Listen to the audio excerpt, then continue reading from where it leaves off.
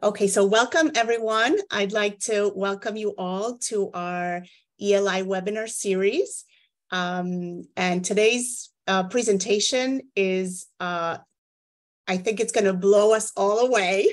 There was a lot of interest in this topic. Our speaker tonight is Carol Lethaby, and we are so excited to have Carol here with us tonight. The presentation is going to run through, and then at the very end, we're going to have a Q&A. Hopefully we'll have time for that. In the meantime, during the presentation, if you want to type your questions in the chat, we'll be sure to share those questions at the end. I think that's for housekeeping items. My name is Claudia Carco. I'm the Assistant Dean of ESL at Westchester Community College. Our school is located in Valhalla, New York. And this presentation today was made possible by the Sophia and Joseph Abelies Endowed Chair for English as a Second Language. So we are very excited to be able to do this, thanks to our funding, really. Our speaker with us tonight, she has a very, very long track record as a teacher trainer, language teacher, an author, a consultant. And I was just chatting with her a few minutes before, and I have to say that for all the accolades that she holds, she really is a very down-to-earth person and lovely to talk to. So I appreciate the time you spent with me before. And she's currently in California, in San Francisco, where if you want to share some other fun facts about you, feel free to start with that. But without further ado, here's Carol Lethaby, everyone. Thank you. Hello, everyone. Thank you so much for coming, and thank you so much to Westchester Community College for the invitation, especially to Leslie, who I've known for many years as my boss at the new school, and to Claudia also for some great pre-conference conversation. We were talking about all kinds of things, from the weather to football. It was lovely. Okay. Tonight, then, I'm going to be talking about the brain, neuromyths, and English language teaching. That's my topic. I am a teacher and teacher educator based in San Francisco, as Claudia was saying, and I work on the certificate program in TESOL at UC Berkeley Extension. And I have, as the book suggests here, I have a particular interest in evidence-based teaching. That is, looking at evidence and research and thinking about, along with the context and learners and our own previous teaching experience, thinking about how we can use that evidence to inform learning. And I've written this book with my colleagues, Patricia Harries and Russell Main, about evidence-based teaching. And one of the types of evidence that we talk about in the book, in fact, we devote a whole chapter to it, is neuroscience, and thinking about how we can use what we know about the brain and how it works to inform our teaching, particularly English language teaching. That's really our focus, and that's going to be our focus today. All right, so what we're going to be looking at then, three things basically. We're going to start, first of all, by thinking about a few facts and myths about the brain, okay? And then we're going to talk about how knowing about the brain and the mind, knowing about how they work, can help us as teachers. And we're going to consider what neuroscientific research says about the kinds of teaching strategies that really support language learning. And along the way, I'll be doing various question and answers where I'll be asking you to put your answers in the chat. All right, so what we're going to start with then is we're going to start by thinking about a few common ideas about the brain and considering whether they are true or false. So looking at what people know about the brain already. All right. this is the first statement. Have a look at it. Feel free to pop in the chat whether you think it's true or false. This is a very common belief that we mostly only use 10% of our brain. Do you think this is true or false? Okay, I see a couple of replies there immediately. Okay, false, I hope. Yes, nice one, Virginia. Right, yes, of course, this is completely, this one is completely false. And interesting to know. Oh, and I do want to point out that I'm not a neuroscientist, nor do I have any kind of specialist knowledge about the brain. I'm like you, just a teacher who's very, very interested in the brain, which we've found from research, you know, many teachers are, and who's like investigated a little bit more about how we can apply it to language teaching. All right, so this one is completely false. Right. Where did this idea come from? Well, it didn't come from this movie, of course. It's been around for many years. I don't know if you've seen this movie. This is Lucy from 2015 with Scarlett Johansson. And in the movie, this is kind of the premise of the movie, that, you know, we only use 10% of our brain, and she is able to use a larger percentage of her brain. We do, in fact, in real life, use 100% of our brain. So this is completely false. And it's interesting to note that the director, Luc Besson, knows that it's false. He knew that it was false, but the premise is so widespread and such a kind of interesting idea that he still decided to go ahead and make the movie anyway. But we know that we use 100% by looking at brain scans of healthy brains, as well as studies done on people who've had brain damage, for example, showing the ability of the brain to adapt to damage and to make use of any unused brain matter. So it's true that we do specialize in different functions into different parts of the brain. We'll be talking more about that in a minute, but we do use 100% of the brain, and it is extremely interconnected, which is going to be a key idea for us this evening. All right, in terms of the brain then, a couple of things that we know and that we can see. This is what an activated brain cell looks like. Neuroscience is still in relative infancy, right? You know, it hasn't been around that long, but what we have now is a technology called fMRI, or functional magnetic resonance imaging. And this allows neuroscientists to be able to see the brain at work. And this has allowed us to find out a lot more about how the brain works, of course.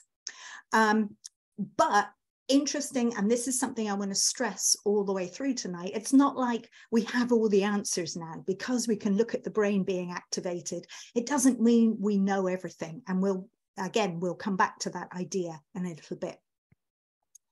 All right, I just want to show you a couple of things about the brain, a couple of very basic facts. This is taken from this wonderful little brochure called Neuroscience and Education, Issues and Opportunities. I think it's produced in Australia, but really, really nice. If you just Google it, and it tells you just a few important and interesting facts about the brain to start you thinking about education and the brain. So basically, this is a brain cell then, or a neuron, as it's also called. Adults have about 85 to 100 billion of these. They connect together to form what we call neural networks using some kind of electrochemical process. And what happens is those dendrites that you can see in the picture there, the ends of the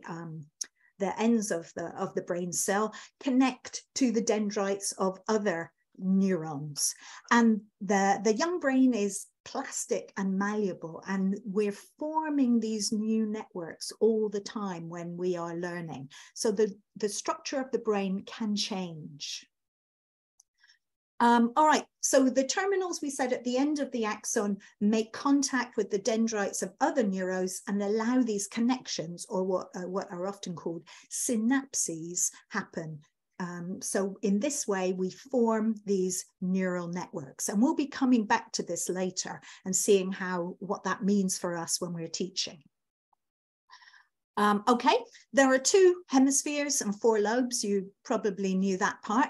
Language processing is usually located in the left hemisphere, right? Usually.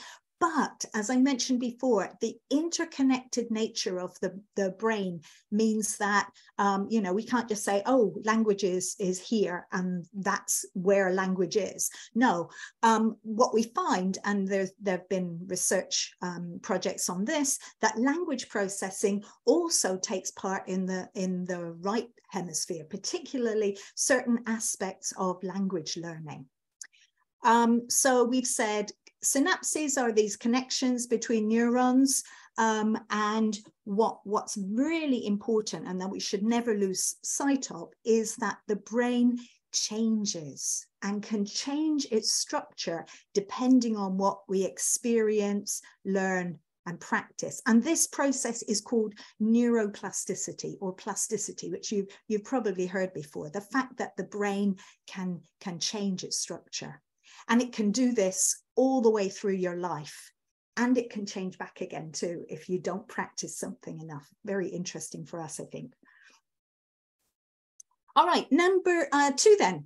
Vigorous exercise can improve mental function. What do you think, true or false? Let's see what the first person on the buzzer says. All right, yeah, lots of exercise people around here, it looks like. Yes, this one is true. So studies have proposed that parts of the brain that control thinking and memory seem to be greater in volume in people who exercise when compared with those people who don't exercise. And we also know that there is a protein called brain-derived neurotrophic factor, and it's released during aerobic exercise. And this stimulates the growth of new brain cells. So I guess we might all have been better off going out for a run than sitting here listening to this talk, but it's okay. Now we know. All right. That's number 2 then. Number 3.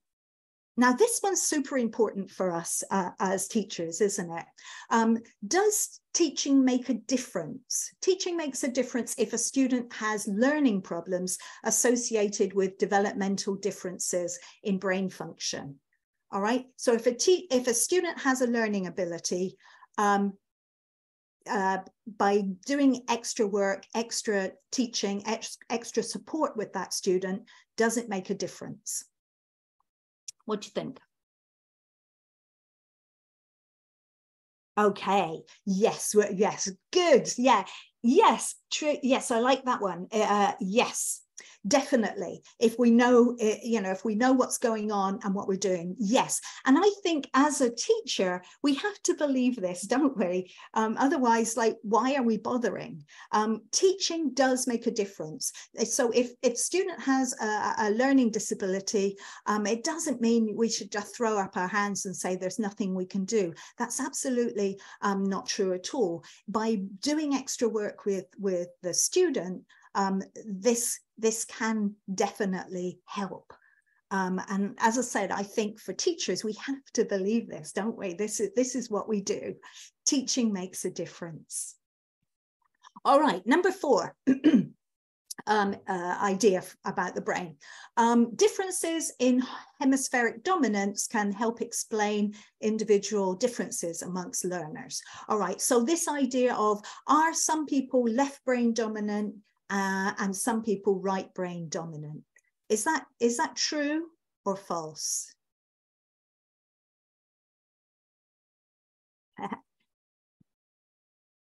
Right, this is really interesting and important, isn't it?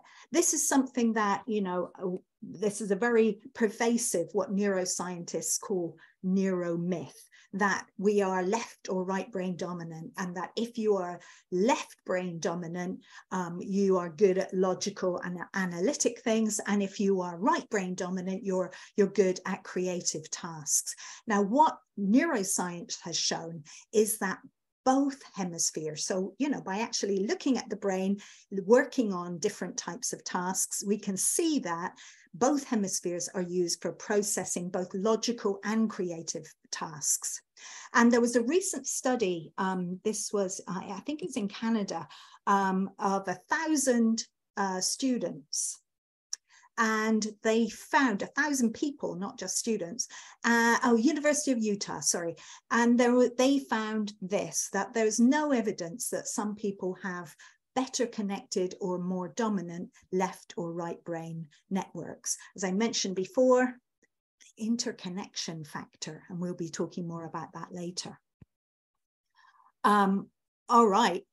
In terms of language learning, we found too, I mentioned this study earlier, that that language learners, this study in particular, but many other studies too, have shown that this is using fMRI, this technology I was talking about. They've shown that language learners use both hemispheres when learning a new language. And, clearly that interconnection is at play here. Now, what does that mean for us as teachers? Well, the first thing I think it means is that we don't need to waste our precious classroom time finding out about our students' brain dominance, whether they're logical or analytic or creative, and that we can really focus learners on what does work and what has been shown to be effective in terms of classroom strategies and techniques. All right, now related to that last neuromyth, have a look at this sentence. Individuals learn better when they receive information in their preferred learning style. So this idea that students have a visual, auditory, or kinesthetic learning style. True or false? Okay, this one too. This is considered to be perhaps the most popular and influential myth in education. The idea that students, if you teach to their preferred learning style, and while we're on that question, do learners show preferences for the mode in which they receive information? Sure. Absolutely. A student will say, oh, yeah, I can only learn it if I read it, or I need to hear it, or I learn by doing. That's the only way I learn. Okay, now on the surface, it seems very intuitive and, oh yeah, that totally makes sense, doesn't it? But the research shows, and the way the brain works shows, that this does not hold water. There is no support for this in neuroscience, and there's no support for it in research and experiments that have been done in this field. What they found is that this is called the meshing hypothesis, by the way. The idea that if you gear your teaching towards people's different learning preference, that they will learn better. And two things that come up is that, first of all, it's very difficult for people to identify what their own preferred learning style is, because self-report and the actual, some actual questionnaire that someone's done very often do not coincide, which I think is very interesting. In one study, it was found less than 50% agreement between the self-report and the questionnaire. And secondly, when you actually measure the student performance, learning the same material, either visually or auditorily, we find that it doesn't make a difference in terms of does the learner who's a visual learner learn better visually than the learner who's an auditory learner. Do they learn better auditorily? That has not been shown.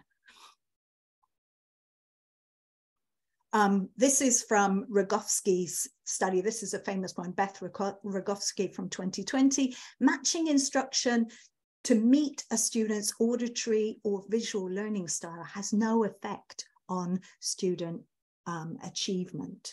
So even though learners express preferences, it's not been shown to improve their performance. And in fact, and I think this is very interesting too, people who have been found to be self-report and based on the questionnaires have been found to be visual learners generally outperform other types of learners. Why? Well, probably because our whole education system is based on reading and writing, isn't it? So it's going to be pretty hard for students who only learn or only want to learn auditorily to kind of get through that kind of system without becoming a good visual learner. All right, so our next part then that we're going to consider is how can neuroscience help us in teaching? Well, the first one we've already considered. Neuroscience busts myths, right? That we have all these ideas about the brain and how it works, but very often those intuitions often or beliefs about how we learn can often be wrong in serious ways. And as I say, very often, you know, our intuitions tell us one thing, but when we actually look at the evidence and we look at the brain and how it works, particularly, as I mentioned, the interconnected nature of the brain, it's just not true that we all learn in different ways and all, you know, whether you're auditory or visual or kinesthetic. Okay, so what can we use neuroscience for then? Well, we've said already, we've talked about already how the brain works, right? We can actually look at, now we can physically look at the brain and consider how it works. We said we can also use ideas from looking at the brain to help us to identify neuromyths. And neuroscientists, you know, are constantly kind of saying, no, that's not how the brain works. And they publish letters and papers and all kinds of things trying to help us as teachers to understand, you know, more about how the brain works. But thirdly, and this is the thing that I'm really interested in and I want us to focus on now, it helps us to really validate or refute classroom practice, knowing something about how the brain works, and it can really help us in that regard. Now, I want to stress again that we still don't know everything about the brain, not by a long shot, but we're constantly finding new things. This was in The Guardian 2 days ago, you know, looking at using brain waves to reconstruct a song by listening to people's brain waves. So, you know, there's so much interesting stuff going on. And it's not just in, you know, looking at Pink Floyd songs. Language learning, of course, too. This is a big field. And I just found this paper today.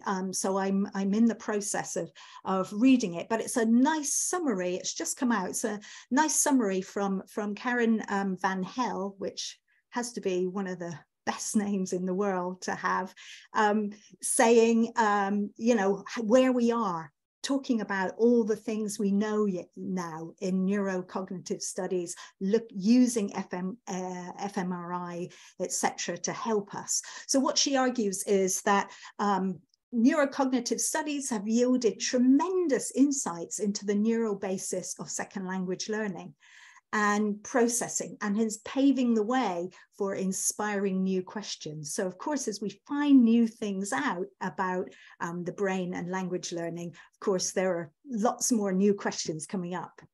And she argues that this flourishing field is therefore strongly positioned to break new ground on the cognitive underpinnings of second language processing. So I think there's a lot of exciting stuff to come there in terms of thinking about second language learning and what we can use the neuroscientific research to tell us. All right, now, neuroscience can tell us about the physical workings of the brain, right? So neuroscience is at the cellular level, if you like, actually looking at how the brain kind of, the electrochemical signals, how the brain connects to form these neural pathways.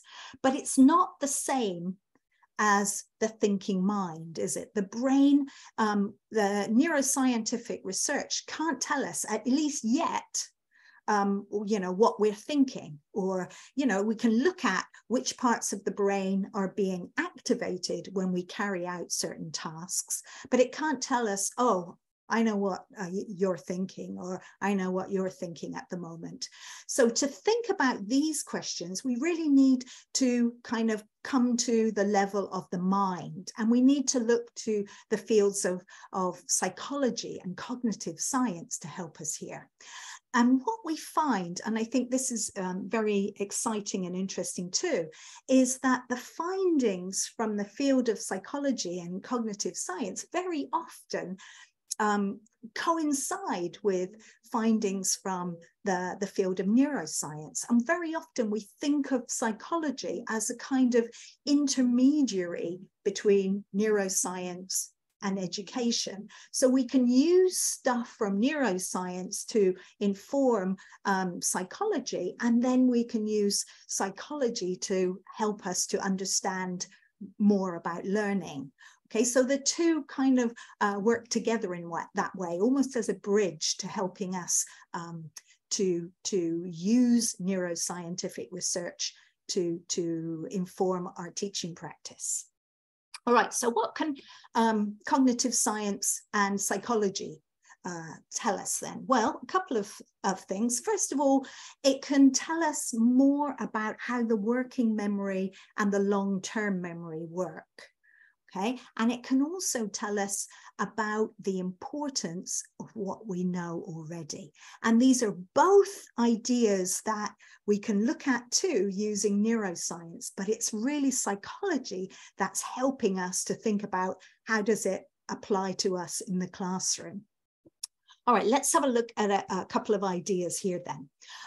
So working memory. First of all, working memory, we know working memory is limited. I want to show you these pictures. This is from a book by Barbara Oakley and Beth Rogowski called Uncommon Sense Teaching, Practical Insights into Brain Science to Help Students Learn. And this is precisely what they're doing, is taking these concepts from how we learn from neuroscience, but looking at them too through the lens of psychology and education. And what we're looking at here is the idea that the working memory is limited. So this means when we're processing new information, at that moment, we can't process very much information at one time. And they kind of show it as this nice little diagram. So if you're managing in your working memory just the right amount of stuff at a time, you're fine. You can do it. You're there happily juggling away. But what happens if you try to give a learner too much information at the same time, and they are trying to juggle way too much in their limited working memory? Well, this is what happens, that learners will either learn it inaccurately, or they'll forget the new information that you're trying to help them to learn. All right, a couple of things about working memory. It increases with age, and I'm sure those of you who have children have noticed that a 4-year-old compared to a 14-year-old, they're very different in terms of the information that they can process in one go. By the time you're 14, by the way, your working memory should be at the capacity more or less of an adult. Okay, what you'll also notice, and what the research shows, is that there will be variation within one class, right? Not everyone has the same working memory ability as everyone else. And it depends too, of course, whether the learner knows some of the material already. We'll talk about that in a second. All right, now a good way to think about this, I think, for us as language teachers is the idea of vocabulary items. How many new vocabulary items can you present to learners in one go? What do you think? Throw me a number, someone.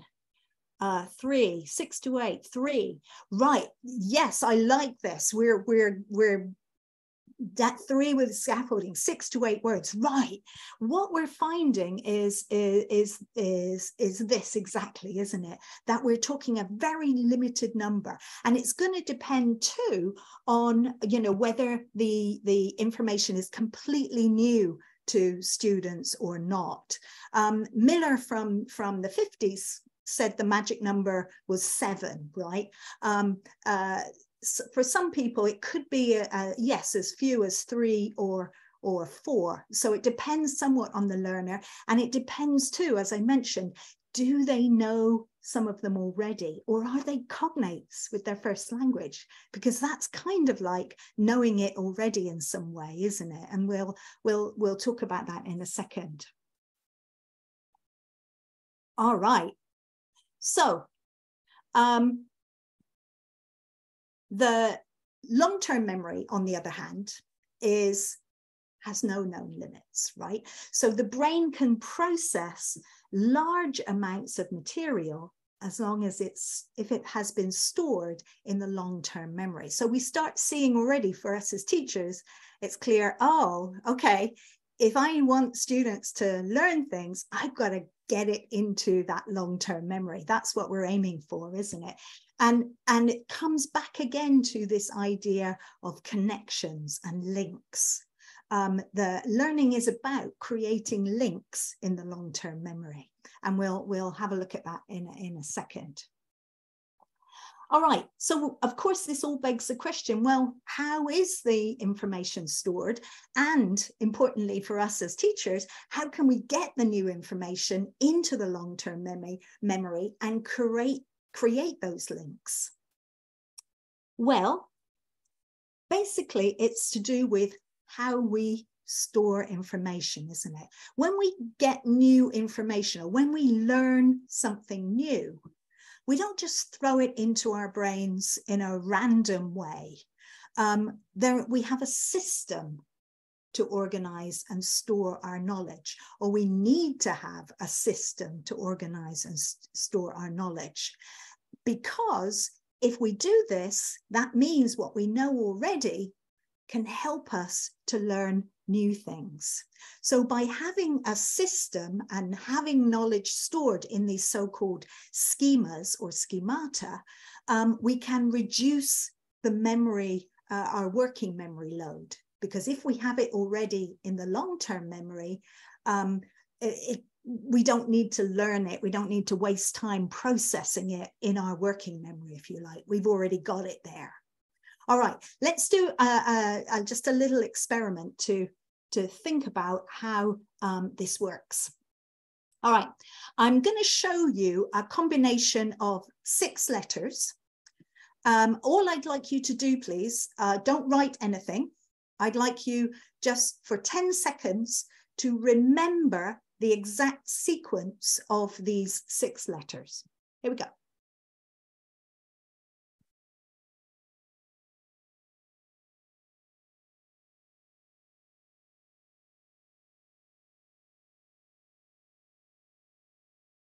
Okay, write that sequence down now, please. Pop it in the chat.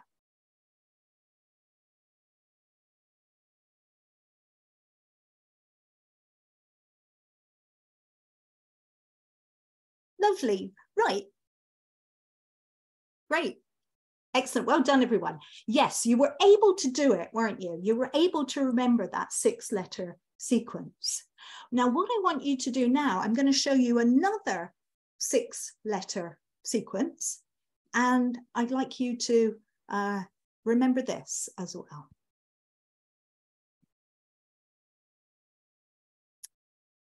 All right.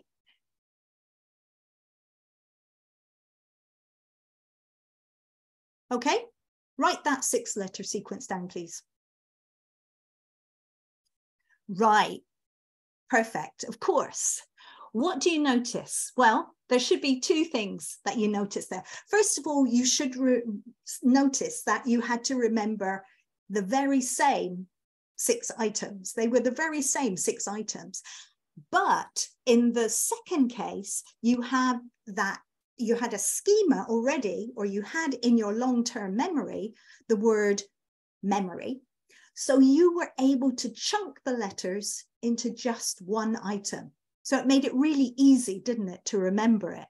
And in fact, you could have, your working memory was now freed up, and you could have actually remembered 6 other words, right? Compared to just remembering in your working memory 6 unrelated letters.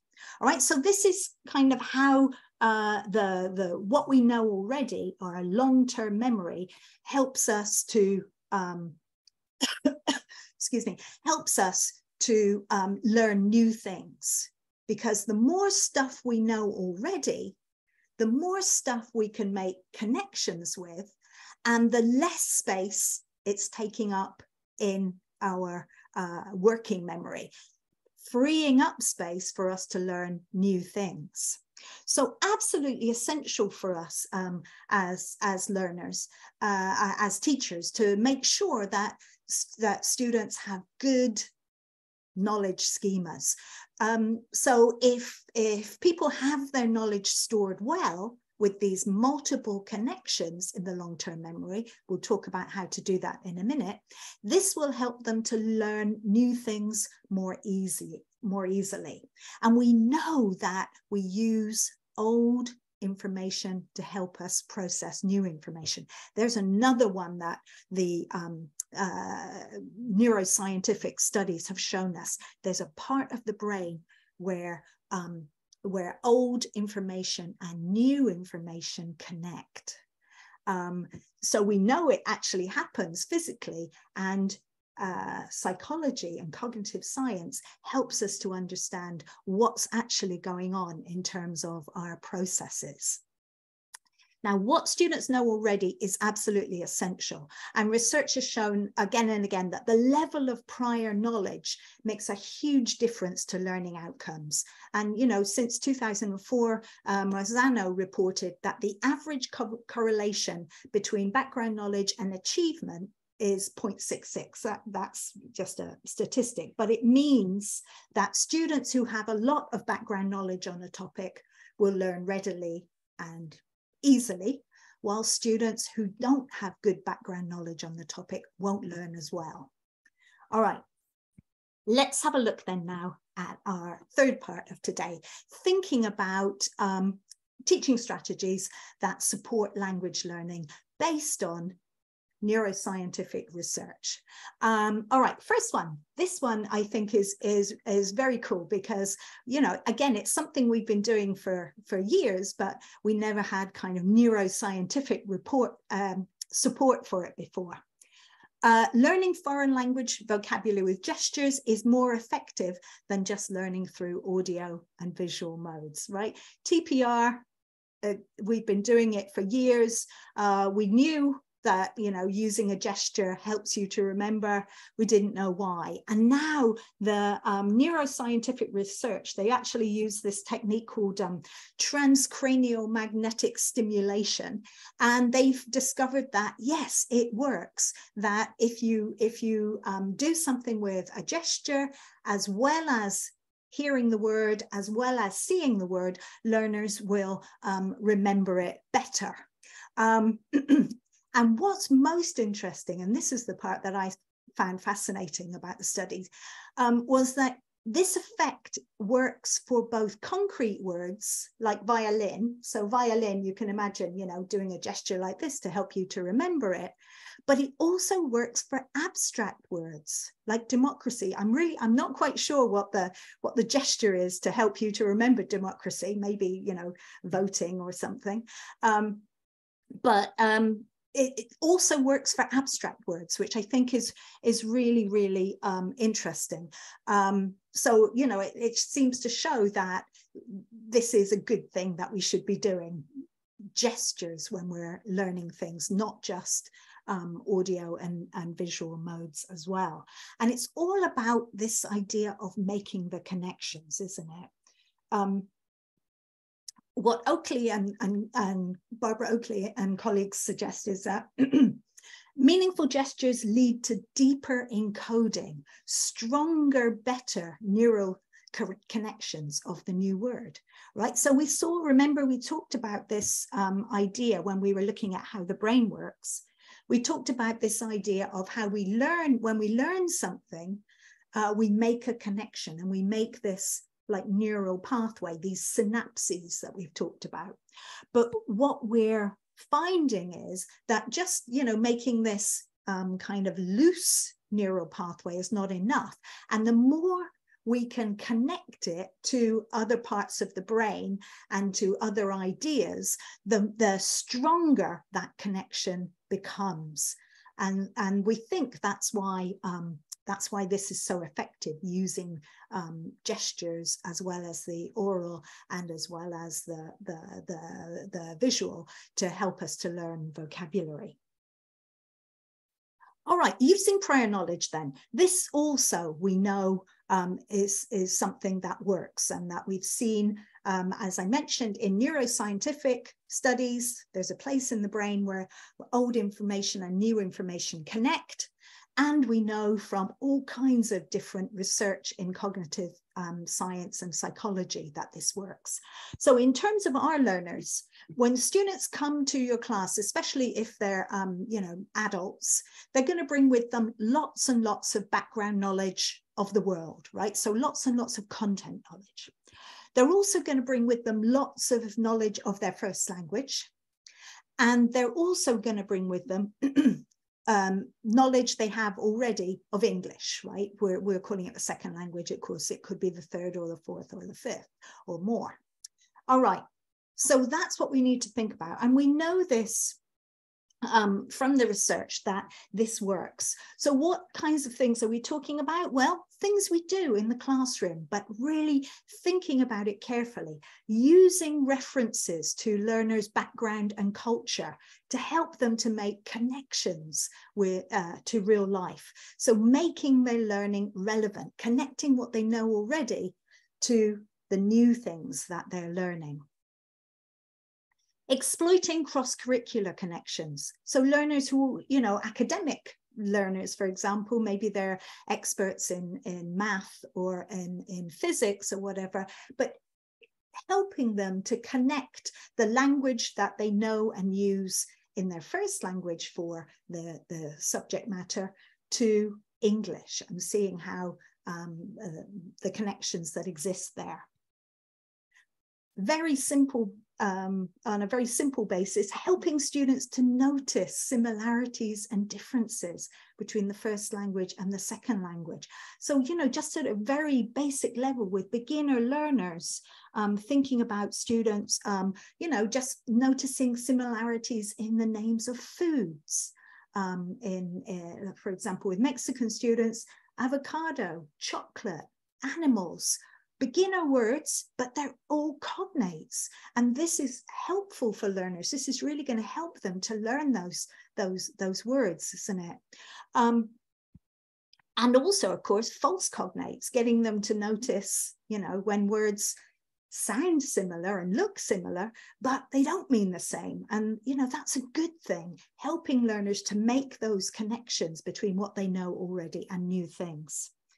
Okay, and then fourthly, helping learners to build on what they already know. They'll already come to your classroom knowing some words and expressions in English. They'll probably know some songs in English or some aspects of popular culture. We need to take advantage of that, don't we? And really connect to it and show them, oh yeah, this is what this means. This is what this song is talking about. Okay, now we know it too from for teaching reading and teaching listening, don't we? We know it from first language teaching reading, for example. This is from 2008, asking first language readers what they know about a topic before they read will improve performance. Very, very basic, isn't it? And that's why we do it in second language reading as well. Before learners start reading, we ask them, what do you know about it? We build up their background knowledge.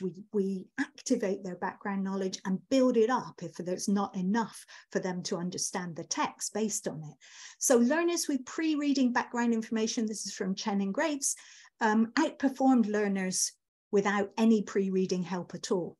Right, now that's in terms of content language knowledge. For our learners, we've also got, of course, language knowledge to take into account. And surprise, surprise, Pelosi Sanchez et al.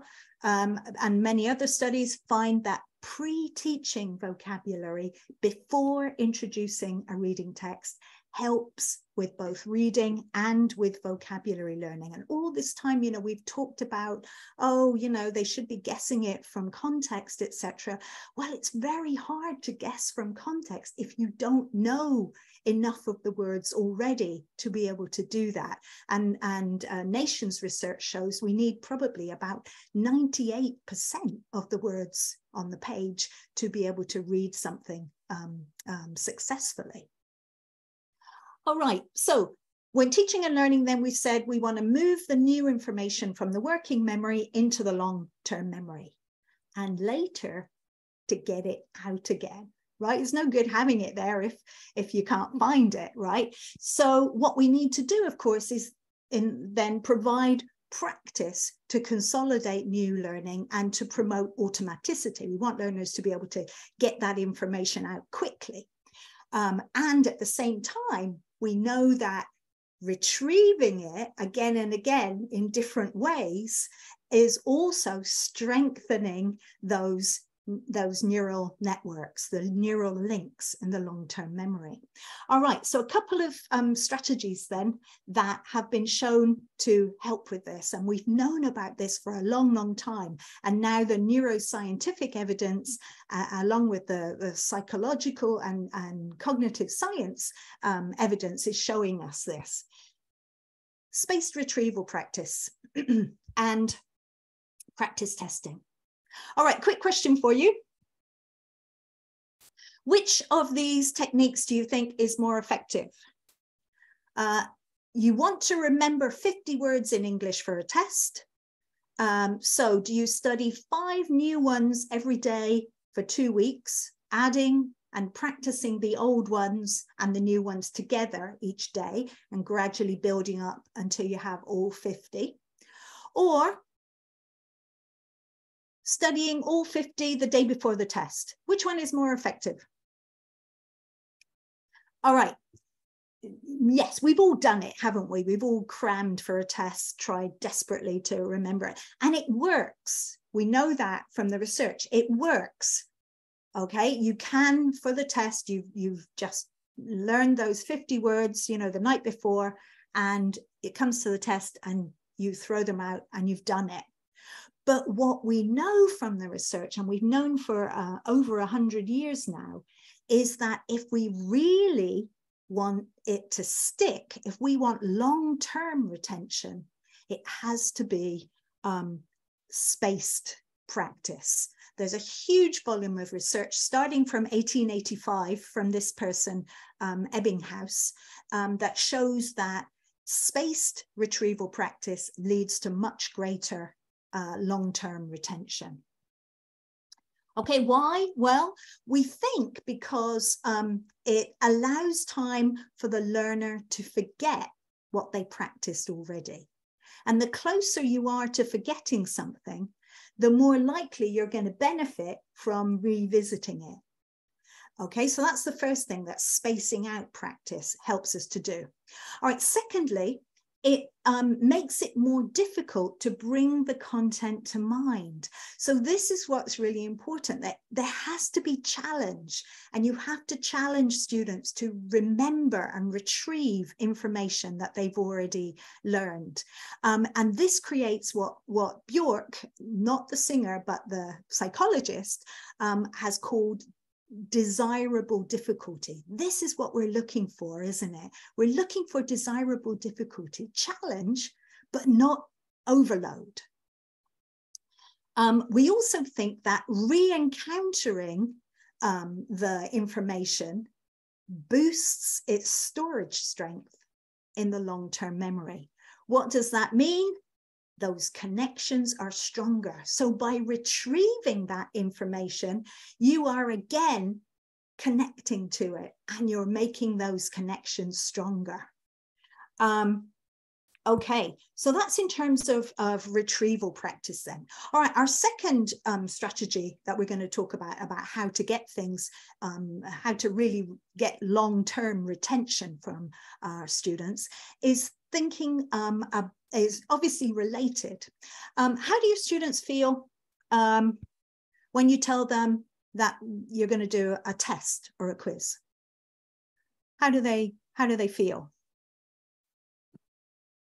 Probably not ecstatic, right? They hate hearing it, right? They get stressed, they get anxious, etc., right? Nervous, right? This is perfectly natural, isn't it?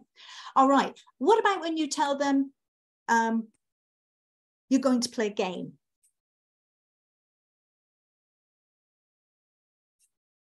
Yeah, happy, yahoo, excited, they love it. Woo! Yeah, exactly, right. So so what's going on here? Well, I'm going to suggest to you that practice testing is a fantastic way to get learners to retain things long-term in their long-term memory, right?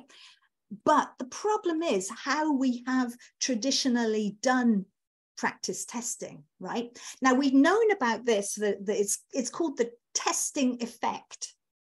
We've known about this since 1909. So Abbott, she was the first person to put this into words. But the idea that by testing someone, they remember stuff better. By making them recall it from their memory, this helps them to remember it better. So you can see already the connection with retrieval practice, right? That's what we're doing basically is with a practice test, we're forcing learners, encouraging learners to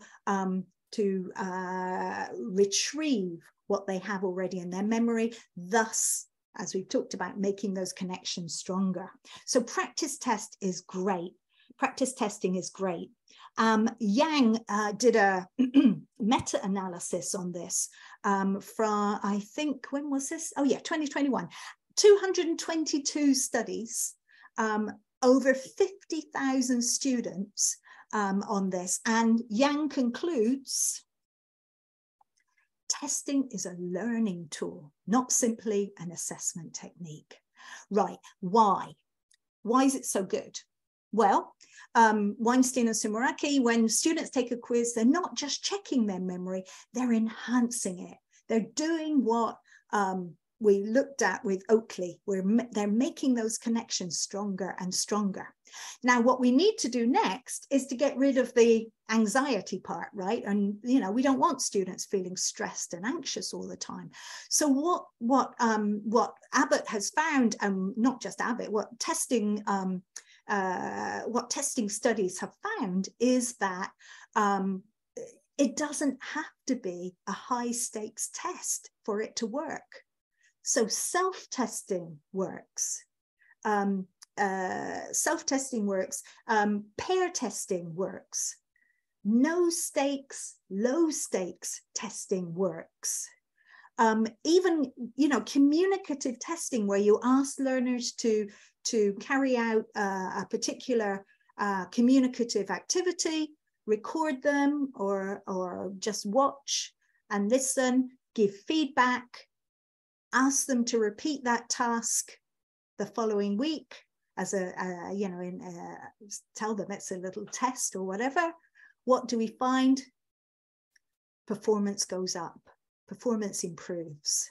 All right, but it's very important that the performance has to be retrieval or recall, not just if you're doing vocabulary, for example, not just reading the words again and again and again. You have to close your book and say, okay, what were those words there and what do they mean? So really, really forcing yourself to retrieve and recall. All right, And of course, we can do it as games. This is a really simple example. This is one from for beginner learners. Very simple for the days of the week.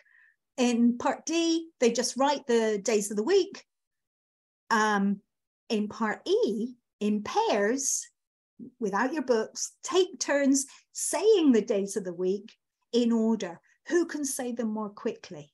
So you see what's going on here. This is a practice test. This is a practice test disguised as a game, isn't it? And it's very easy to see how we can do that, both with younger learners and with young adults and adults as well. All right. So space retrieval practice and practice testing also involve reviewing and recycling. Starting the lesson, for example, with a short review of something that was studied last week or last month. Systematically including vocabulary and phrases and ideas from previous sessions, repeating communicative activities, as I mentioned before. This will all improve performance. Homework too is a great time for doing space practice, isn't it? Not just what you did in class today, but looking at something that you did in a past lesson from the last week or something. And I think too, learner training, this is really important, isn't it? Helping learners with practice testing strategies. So for example, teaching learners about the memory, how the memory works, and practice strategies like vocabulary word cards. Well-known, low-tech learning strategy. They have to retrieve, reorder them. They can repeat that. There are apps that will do it as well if learners prefer to do it using an app rather than doing it on little cards. Just looking away, closing your book and retrieving the language. It's very important though, as I mentioned, that it has to be challenging, that you are retrieving it, recalling it, not just reading it again and again. All right, good everybody. Let's have a look at what we've talked about today. We've been talking about the brain and the mind, and we've looked at the physical brain and talked about how, oh yeah, it's made up of these brain cells which connect together to make these neural networks. But we've said more important than that, we need to work on making those neural networks more interconnected, linking things that learners learn, linking old information and new information, and that we need to help learners to make sure that they activate what they know already, so use their prior knowledge, and help them to attach new things to their previously existing knowledge scheme. All right, we also talked about a few teaching strategies. We've said using meaningful gestures will help to make those neural connections stronger.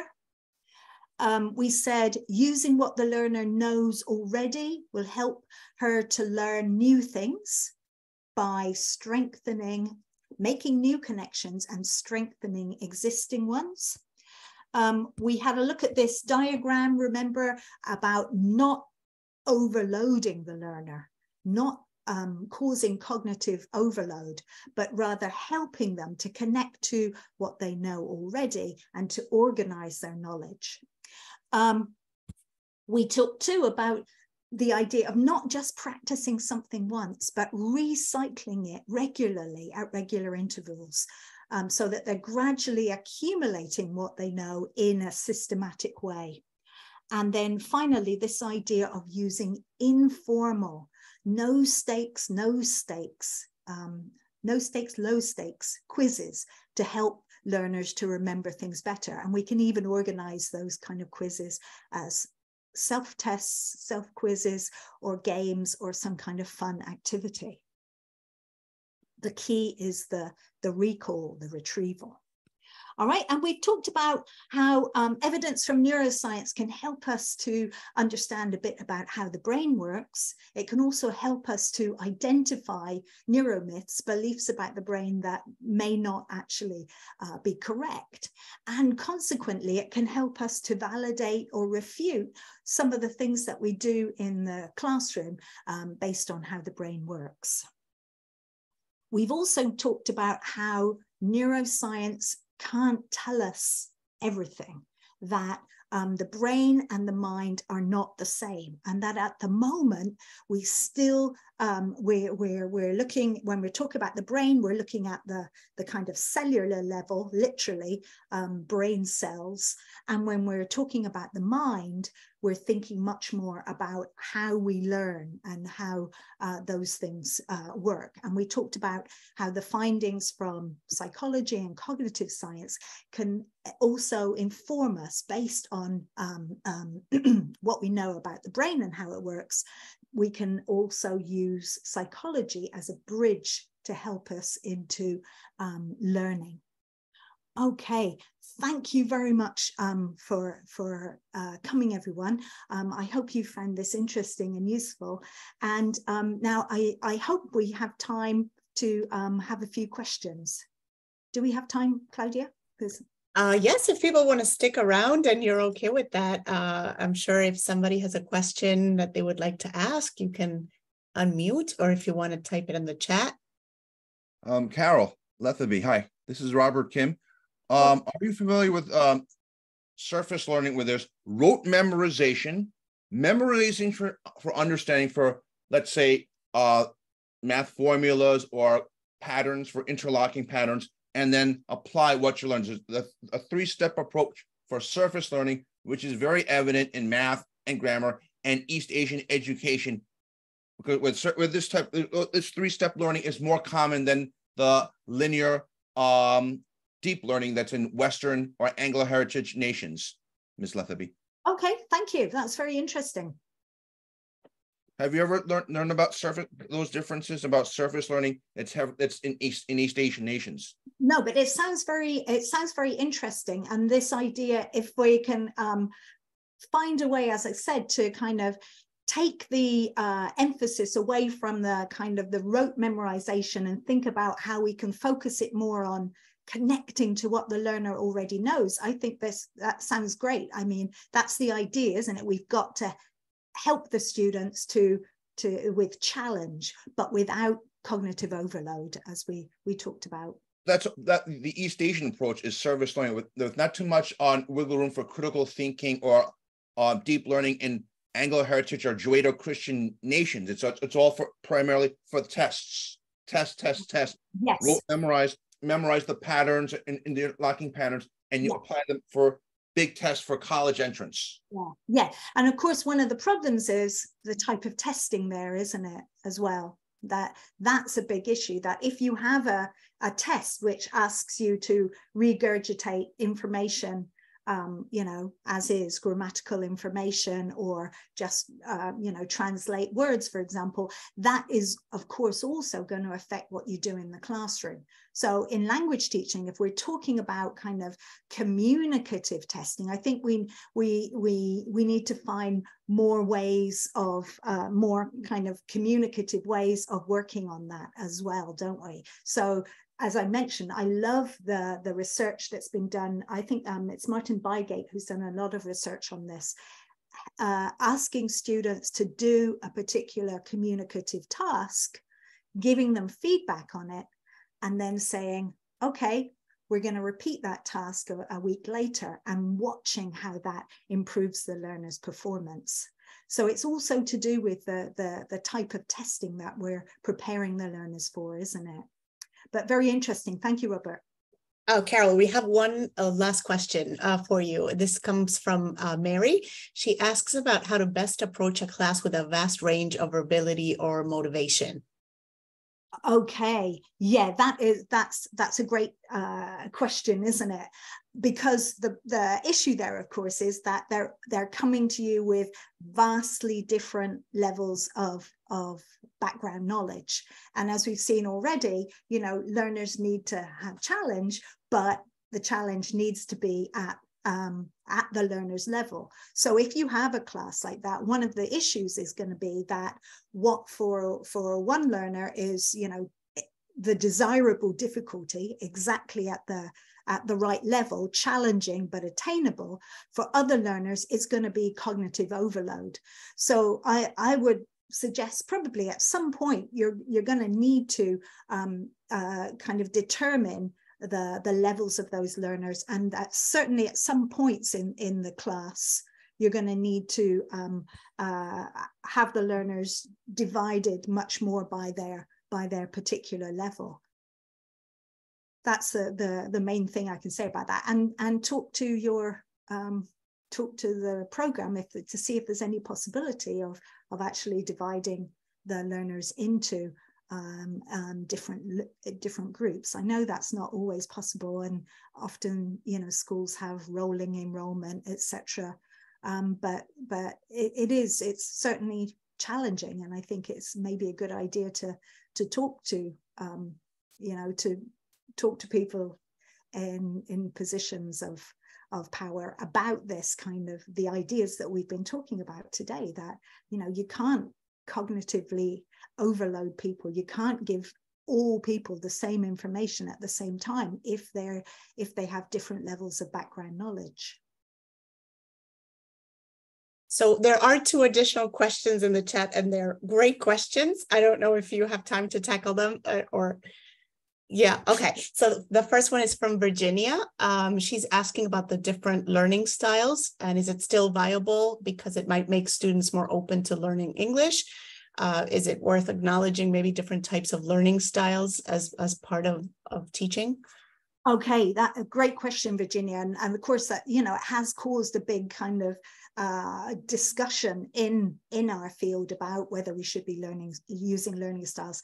I think it's absolutely fine to talk to learners about their preferences, like how they prefer to learn, etc.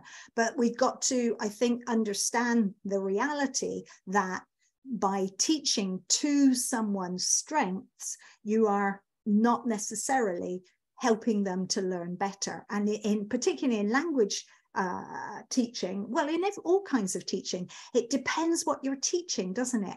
What's the best way to present information to them? If you're teaching learners to listen, you've got to get them listening at some point, right? If you're teaching learners to read, you've got to get them reading at some point. If you want to help learners to communicate in real life-like situations, you're going to have to do some kinds of role playing in the classroom to see how, you know, you can use those ideas, how they can then transfer those ideas into the real world, etc. So I don't think there's anything wrong with helping learners to recognize what their strengths are and the things that they prefer, but we've got to also acknowledge the reality of you know, what neuroscientists tell us and what the research tells us, that, you know, the meshing hypothesis just doesn't hold water. Thank you. And the last question here from Neil, he would be interested to know your thoughts on how to integrate neuroscience and evidence-based learning into pre-service teacher training. Oh, that's a great question, Neil. I think, well, personally, I think, you know, like a basic, just a basic understanding of how the brain works is really great. So something like that booklet I was showing, the Australian booklet on Neuroscience and Education, or whatever it's called, it's there in the slides. That, I think, helping learners with that is really good. And then just, you know, whenever you're thinking about teaching a particular strategy or a particular skill, so if you're working on teaching reading, what I do with my students is I kind of look at the reasoning behind it. Like, why do we do a pre-reading? Oh, it's because we're trying to activate the background knowledge. Why? Well, because we know that if you, you know, by activating background knowledge, here's the research that shows, you know, that improves performance in reading comprehension. The same with using the you know, with pre-teaching vocabulary, etc. So just wherever possible, you know, maybe not having a whole separate course in neuroscience, unless that's, you know, you have time for that and that's the focus, but just kind of trying to make, again, with the word connections, make those connections between, you know, what we encourage learners to do